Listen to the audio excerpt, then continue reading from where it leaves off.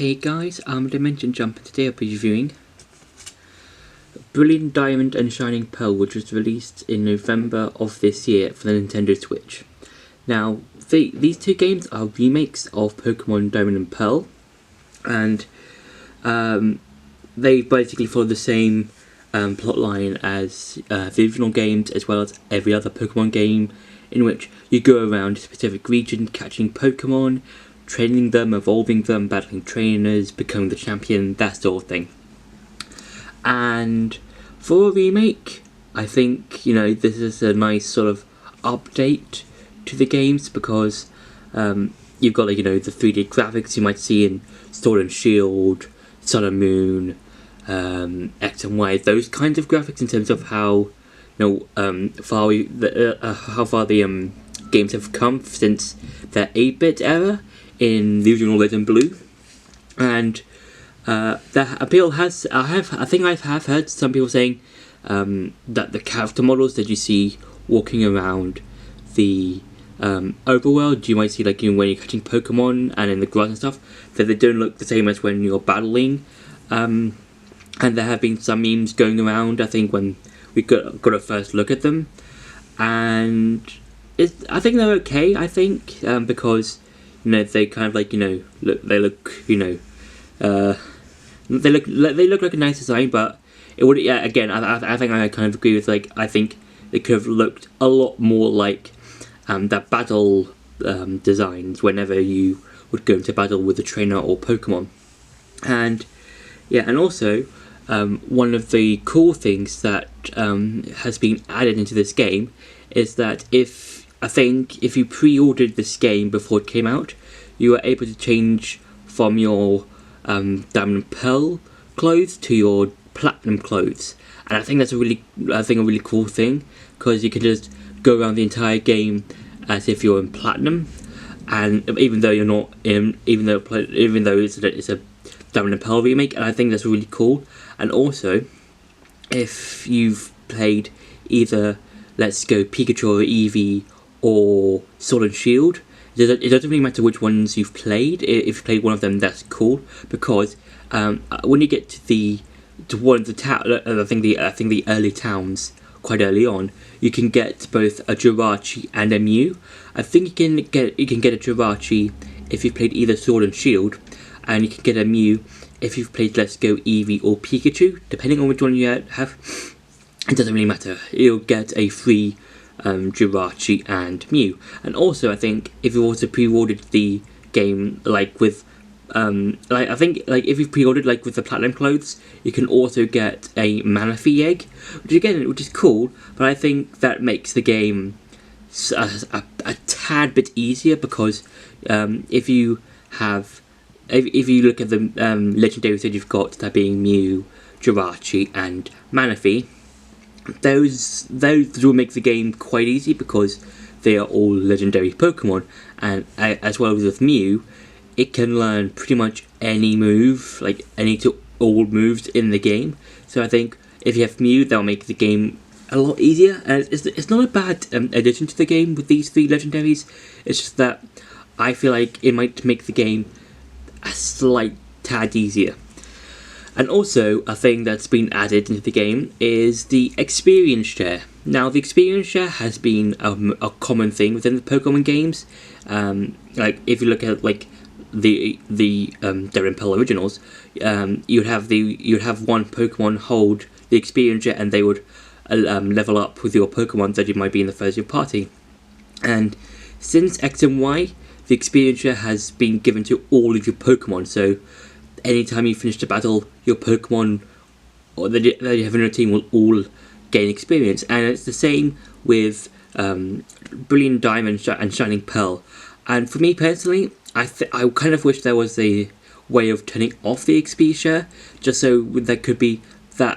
So then, if you want to, let's say, play the game with a bit more challenge, you could turn off the experience share, instead of just having all of your Pokemon just level up along with each other. I kind of wish, there was more of a challenge to it, so that if you wanted to have a nice, just easy time, just go through the game, then you might want to have the experience share on. But if you have more of a challenge, if you want to like, let's say, do a sort of Nuzlocke type challenge where you would like have, your Pokemon, named and stuff like that, and like a Nuzlocke or something like that, you could turn off the experience share. And I think that's kind of which I kind of could have hoped for, like, you could just turn off the experience share on and off. But it's no big deal. I enjoy the game. And now it's time for some gameplay. So, like with the original games, Diamond and Pearl and Platinum, Brilliant Diamond, Shining Pearl also has their openings. But I think this was I think they had them in an update. I think a few weeks after the games were released. I think it's really cool because we can get to see the opening in a new in the game's format, and I think it's very true to the original. It keeps all the same things you would see in the original Diamond and Pearl, and yeah, I think the graphic wise, I think I said before, I think it's nice, but I think it would have been cool if you had like all the character models look a lot like their like these guys, like the sort of battle animation. So yeah, I think it would have been cool to see that, but yeah. So I do like how it keeps the opening to the original. So yeah.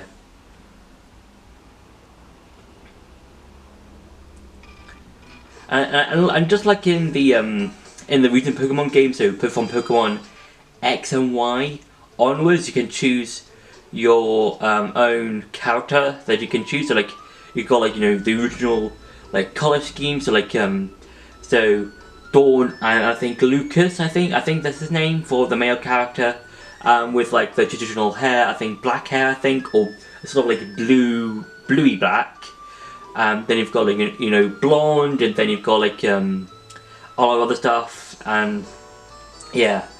And I think, and to be honest, it looks quite nice. Like the whole this whole graphic thing, because it looks like it looks like if you got like Pokemon Diamond and Pearl, but made it more HD, but. Yeah, I think I mean like with these character models, I do like them, and I know I keep coming back to this. It's just like I would have liked they looked more like the battle animations, and they keep a lot of the things in a video game. Like with Route 10, 210, you've got the whole fog stuff, but from what I'm seeing on the camera, you can barely see anything. You might be able to just see the grass on the bottom here and maybe some of the mountain, but apart from that you can barely see anything in that fog without having someone with the without having a Pokemon with the defog TM. So yeah, let's fight this grunt, and you can see Dialga here and Palkia, which is quite cool, like the forms of them. Yes, we want to mess with you. So yeah, and I do like the whole sort of remixy form of the battle theme in this game. It's quite nice. Yeah, and I think it's quite nice. And now with the battles, it's the same, but depending on who you fight, I think if you fight the if you fight Team Galactic, the whole battle thing is changed. I think goes into the sort of outer space type thing, and with picking the Pokemon thing, I think this is quite cool. Like the whole with your Pokemon on the left side here, and all of the moves they have here, and like if they're super effective, not very effective, that sort of thing, or they have like nothing, like supersonic, like here. So let's switch into Infernape, because Infernape has has the technical type advantage with it being part fire type. Also, Beautify also does have the type advantage because it's part flying type. Only use leech life. So I think the 3D models for the Pokemon, I like them. I like these battle animations for the Pokemon because you've got like the fire like from Infernape's head. You've got Beautifly's wings flying about, and yeah, I think that's really cool. I think it definitely adds on to the whole Pokemon 3D model graphics thing. And again, like in previous games, I think from Pokemon X, Y onwards, all your Pokemon gains experience. Like I said before, would have been nice if you turned it off, so if you want more of a challenge, you can. So yeah, Krogunk, and let's switch to Miss Magius, because she has Side Beam, which is 4 times effective against Krogunk? Yes, Krogunk. So yeah, and I do like how with the abilities that some Pokemon have, so with some of the Pokemon that they have, they just show it. Like with, I think again from Pokemon X and Y onwards, they will show you some of the moves, or not the moves, the abilities. There we go. So I think that's quite cool. Yeah. And I do like how just everything works in the battle. Like it works. It's nice. It's cool. I think everything works out quite fine. I think the battling is quite nice. It's quite enjoyable. It's like a bit of like everything that we've seen from the Pokemon games, up until Brilliant Diamond, Shining Pearl. Yeah. So overall, I think that the gameplay for Brilliant Diamond, Shining Pearl is very much like the same like in every other Pokemon game. Is just you find the type advantage, you win the battle, your party gains experience, they evolve into stronger Pokemon, and yeah, I think the gameplay is nice, it's fun, it's a fun, enjoyable experience, and yeah, so that's been it for the gameplay. Now time to go back to the review. So one of the things that I do like about the game is that it gives new players of Pokemon the chance to play old games, like especially like with Generation 4, through the remakes, because if you look at Omega Ruby, Alpha Sapphire, Hard Gold, Soul Silver, Fire Red, Leaf Green, and even the Gen 4 remakes, new players will get to experience how going through a specific region might have felt to players that might have played these games 15 or so years ago when these games came out for like the Game Boy, Game Boy Advance, Nintendo DS, and yeah, and I think I'm quite glad that new players can have the chance to go through Sinnoh, Kanto, Hoenn, Johto, all of these regions that I think have quite cool areas and quite cool Pokemon that you can catch and use within battle. And finally, for one final update that this game has, is the Great Underground. Now, the Great Underground is an area where you can find things like elemental stones for your Pokemon, like Eevee, and some other Pokemon, heart scales, and other items you might find, and also one of the main updates that this game has are statues.